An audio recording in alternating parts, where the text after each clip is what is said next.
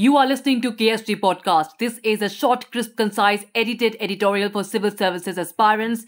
The topic for this podcast is 1 billion ton emissions cut, source is Amitabh Sinha's piece for the Indian Express. While these mark a significant step up in India's existing climate targets, 4 of the 5 promises made by Prime Minister on the 1st of November are relatively low-hanging fruit, with at least one in response to global pressure. The most substantive new commitment, however, relates to the 1 billion ton reduction in its total projected emissions from now until 2030. This is the first time that India has taken any climate target in terms of its absolute emissions.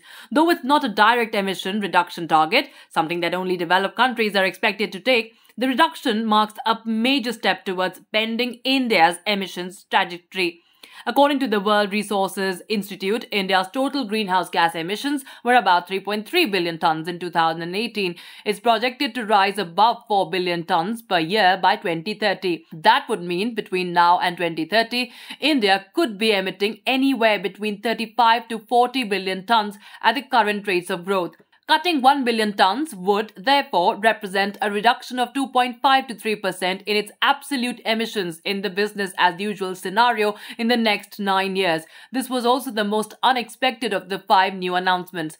The most anticipated promise was about setting a net zero target, something that the world has been demanding of India for long. Net zero is a state in which a country's total emissions are offset by absorptions of carbon dioxide from the atmosphere, like that done by trees and forests, and physical removal of carbon dioxide through futuristic technologies. More than 70 countries have promised to become net zero by the middle of the century, and this is being considered vital for meeting the Paris Agreement goal of keeping global temperatures within 2 degrees Celsius from pre-industrial times. India's net zero target of 2070 silences its critics, but it is along expected lines. The big thing here is not the target itself, but the fact that India finally relented and decided to take up a target, something it had been holding back on for quite some time. In its climate action plan submitted under the Paris Agreement, India has promised to reduce its emissions intensity, or emissions per unit of GDP, by 33 to 35% by the year 2030 compared to 2005 levels. Even at that time, it was considered a modest target, something that could be achieved in a business-as-usual scenario.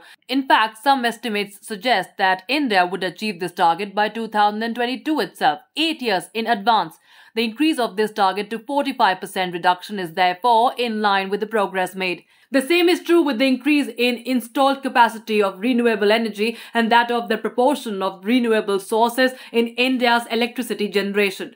2 years ago, Prime Minister, speaking at a climate meeting on the sidelines of the UNGA in New York, said India would take up its installed capacity of renewable energy to 450 gigawatts by 2030. At that time, India's publicly stated target was 175 gigawatts by the year 2022. The installed renewable capacity has been growing rapidly in the last few years, and the enhancement from 450 gigawatts to 500 gigawatts is not likely to be very challenging. The increase in proportion of renewable energy resources in India's electricity generation to 50% is a natural corollary of this.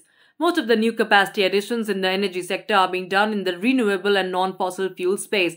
In fact, India has already said it does not plan to start any new coal power plants after 2022. As of now, India was already targeting 40% electricity production through non-fossil fuel sources by 2030. Put together, this comprehensive package is much more than the world was expecting of India and marks a significant commitment to climate action.